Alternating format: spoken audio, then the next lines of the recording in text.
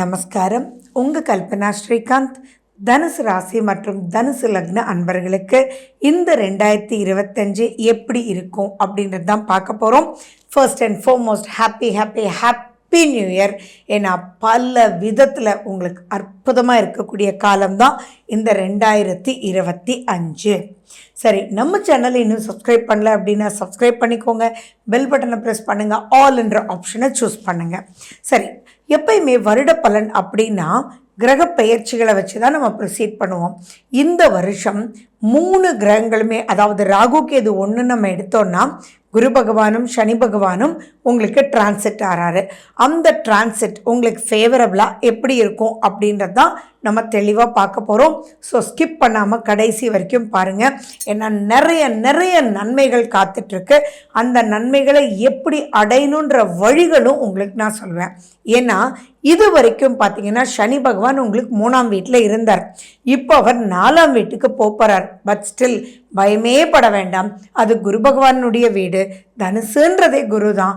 And மேலும் பார்த்தீங்கன்னா குரு பகவான் டைரக்ட் ஆக்சஸில் பெயர்ச்சிக்கு அப்புறம், இங்கே நோட் பண்ணுங்கள், பெயர்ச்சிக்கு அப்புறம் குரு பெயர்ச்சி உங்களுக்கு மே மாதம், பெயர்ச்சிக்கு அப்புறம் உங்களுக்கு பாசிட்டிவாக இருப்பார்.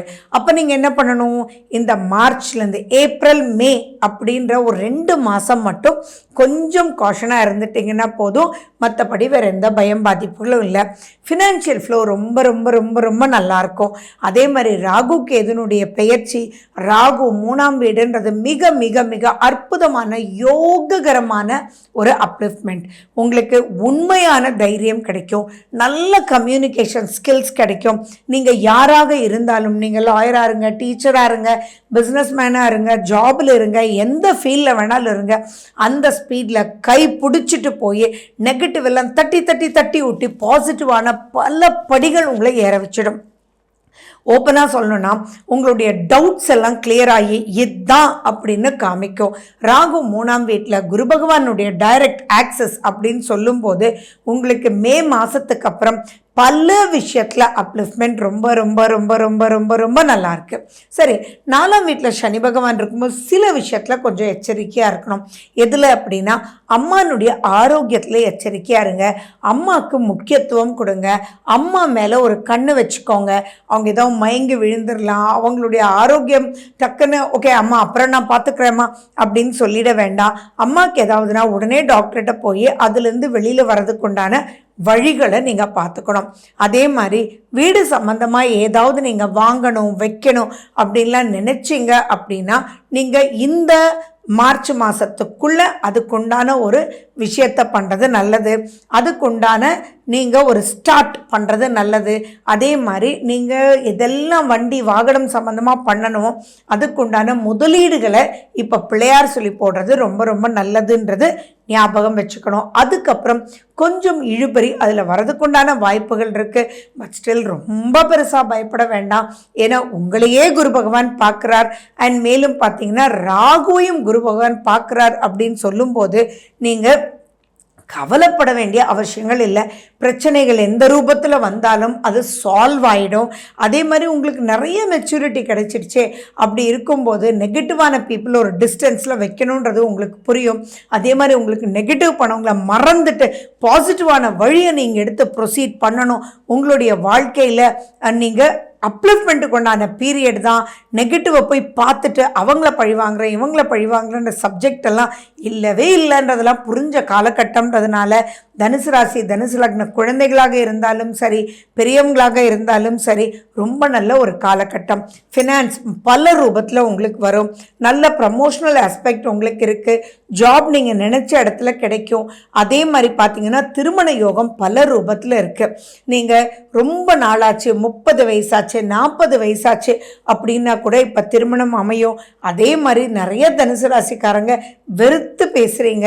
ஏன்னா அது 7.5 சனியினுடைய தாக்கம். கல்யாணம் பண்ணிட்டு என்னதான் பண்ண போகிறோம், தேவையா இன்னொரு சிக்கல் அப்படின்றதெல்லாம் நீங்கள் கேட்குறது நான் நிறைய கஸ்டமர்ஸ் மூலிமா கேட்குறேன்.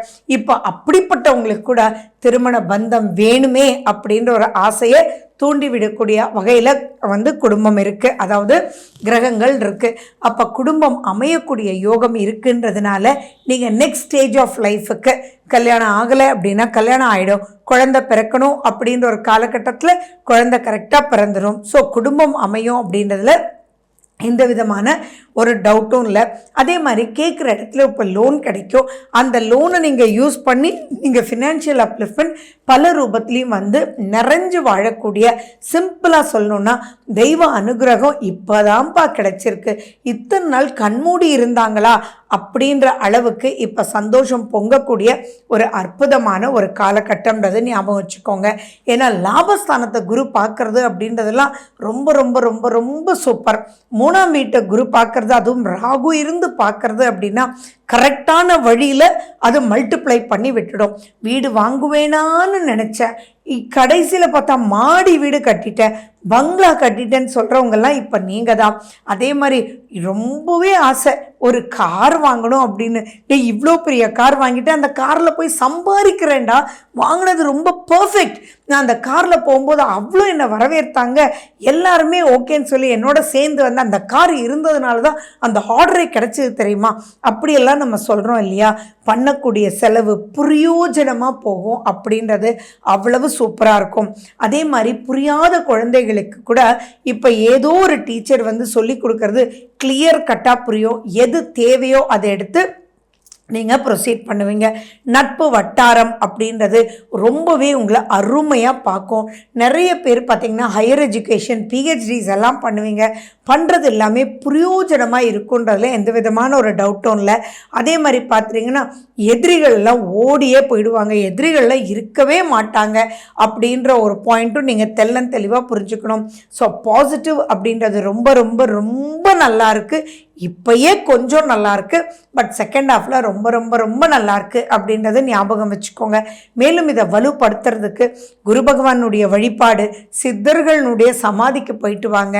அதே மாதிரி நீங்கள் நிறைய விஷயங்கள் சாதிக்கணும் அப்படின்றதுனால டயர்டு இல்லாமல் பார்த்துக்கோங்க. சுய ஜாதகத்தில் இருக்கக்கூடிய தசா புத்தி அந்தரம் எப்படி இருக்குது அப்படின்றத மட்டும் கொஞ்சம் அனலைஸ் பண்ணிட்டீங்கன்னா, அதில் ஏதாவது நீங்கள் ஒரு செக் வைக்கணும் அப்படின்னா நீங்கள் அதையும் பார்த்துக்கோங்க. ஏன்னா நிறைய பார்த்தீங்கன்னா இந்த வருடமே அனைத்து ராசிக்குமே 65-70 மார்க்ஸ் மேலே ரொம்ப நல்லாயிருக்கு.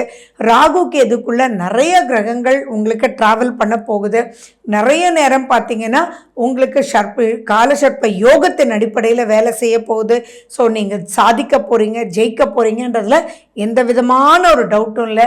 நிறைய தனுசு ராசி அன்பர்கள் சொல்கிறதுல என்னங்க மேடம் 7.5 சனி முடிஞ்சுதுன்னு சொல்கிறீங்க, ஒரு யூஸும் இல்லை அப்படின்லாம் சொல்கிறீங்க இல்லையா, அவங்களுக்கெல்லாம் ஒரு அற்புதமான ஒரு காலகட்டம். கடன் யாருக்கெல்லாம் இருக்கோ கவலையே பட வேண்டாம், அந்த கடனை கட்டுறதுக்குண்டான வழி கிடைக்கும். அதுக்கு மேலேயும் நீங்கள் சம்பாரித்து குடும்பமும் அமைஞ்சு குடும்பம் ஒருத்தருக்கு ஒருத்தர் அந்யோன்யமாகவும் அன்பும் அரவணைப்பும் இருக்கும். அரசு வழி அனுகூலமும் உங்களுக்கு ரொம்ப ரொம்ப ரொம்ப நல்லா இருக்கு. 9ஆம் வீட்டில் கேது அப்படின்றது இருக்குது. அந்த 9ஆம் வீட்டில் கேது இருக்கும்போது கொஞ்சம் நீங்கள் கேர்ஃபுல்லாக இருக்கணும். பட் ரொம்ப பெருசாக பயப்பட வேண்டிய அவசியங்கள் இல்லை. அப்பானுடைய ஆரோக்கியம் இங்கே முக்கியமாக சொல்லணும் அப்படின்னா, அம்மா அப்பானுடைய ஆரோக்கியத்தில் மட்டும் கொஞ்சம் நீங்கள் எச்சரிக்கையாக இருந்துட்டீங்கன்னா போகிறோம். மற்றபடி இந்த காலம் ரொம்ப ரொம்ப அற்புதமான ஒரு காலகட்டம். யூஸ் பண்ணுங்கள், வின் பண்ணுங்கள், வெற்றி நிச்சயம். வாழ்க வளமுடன். நன்றி, வணக்கம்.